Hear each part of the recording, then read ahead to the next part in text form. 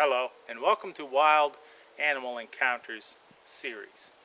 Now this here, I have another special guest, Live4Wild. He tells us a couple stories and encounters that he had. So, sit back and enjoy.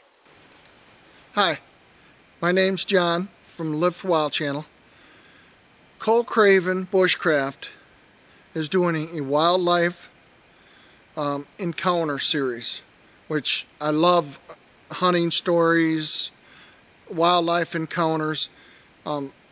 Here it's opening day of bow season for Michigan, and it reminds me of a little story I had with a run-in with a black bear. So it's, mid-October, still a little warm, the bears are moving around. I had the spot back in the swamp, and in Michigan you're allowed to bait deer, and I didn't realize it. I was feeding a bear. Anyways, I kept walking in and I kept finding bear scat on my walkway, and I haven't hunted the spot in a while, and it's right in a cedar swamp, really thick, ideal conditions for a black bear to hide and live, and without a lot of people bothering him. I kept finding scat every time I go there, and I brought a couple of my buddies. He went with me a couple times, and we looked, and I didn't think nothing of it. And I think he was really trying to send me a message. Stay out of my area. Scat is bear poop, if you don't know. Big old huge piles, and I didn't think nothing. I think it was just, a coincidence. But anyways, then I decided to hunt that one night. It's in a big old cedar tree, covered up good. I'm 20 some foot in the air, bow hunting, and I'm sitting there, and then all of a sudden, half hour before dark, here comes this big black bear. One of the biggest Michigan black bears I've ever seen. I've had a lot of experiences with black bears. I go down to the Smoky Mountains, take pictures. I've had encounters down there, but this thing was huge, probably 400 some pounds at least. I know what a big bear. His ears were off to the side. It wasn't no Mickey Mouse where they're small. It was huge, and I was just really shocked to see him at that time of night. And all I had on me with my bow, quiver full of arrows, and my buck 124. I can't remember which one it was, but that's all I had with me. So anyways, I'm looking.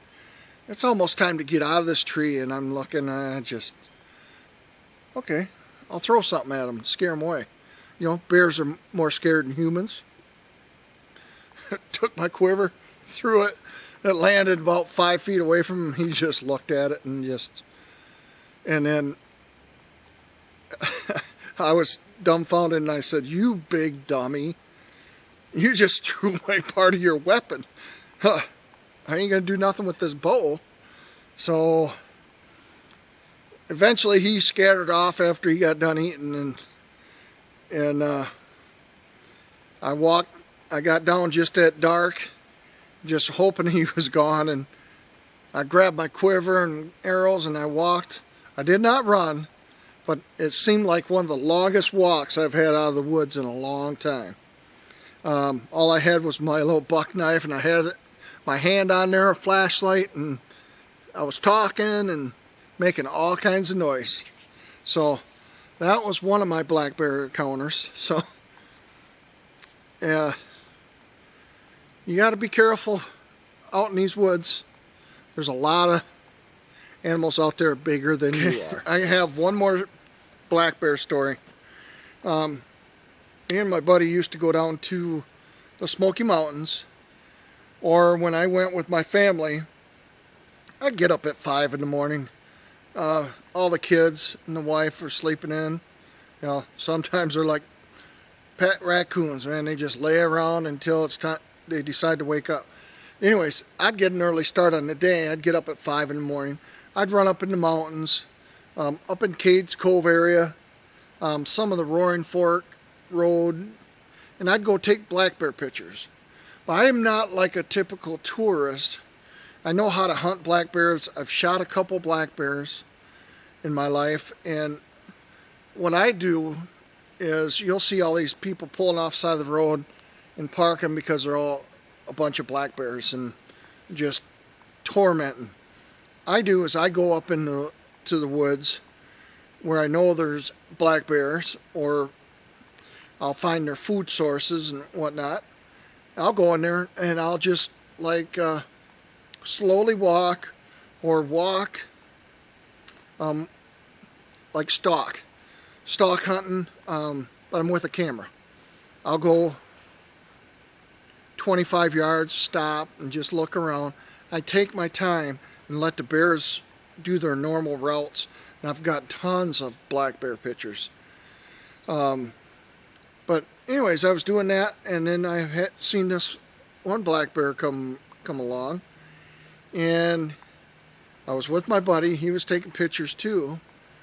I think that's probably what saved me more than anything. This one come meandering over and then come towards me, and all of a sudden my cell phone goes off. My old cell phone, it was an old flip phone. It was Dukes of Hazzard's theme my daughter set up for me. And this black bear come charging me. And if you've never been charged by a black bear, you got to be careful. He charged me, and he got within between 5 and 10 yards. I'm not sure. I just kind of, I had my Canon camera with my big lens on, and I took a couple shots as he was close to me, and they wouldn't even come in focus with my 200mm lens. And he charged. It's what they call a fake charge. They charge, and if you take off running, they're gonna zap you. You have to really know black bears to understand them. But anyways, he fake charged, and then he started walking off.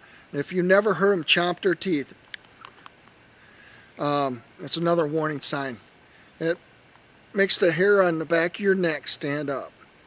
That was the most intense situation I ever had.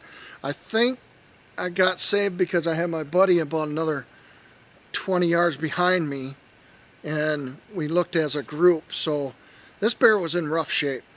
He either was a 1.5-year-old bear, got pushed out by his mother. Looks like he's been beat up. Part of his ear was torn. Looked like he was malnourished.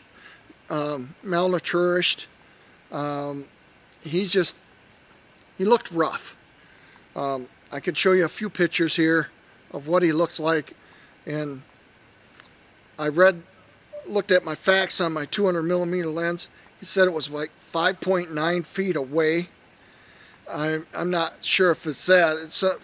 It felt like he was a little farther away than that, but that was another encounter I had with a black bear.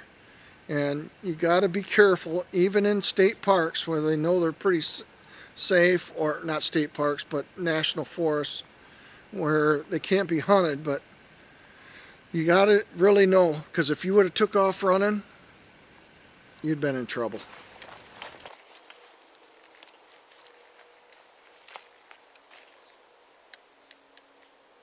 Hello. Now that first encounter with the bear, it just goes to show the myth of being able to scare away a bear with just a little bit of noise or movement. Remember, every animal's different. A lot of bears, you clap your hands, boom, they're gone.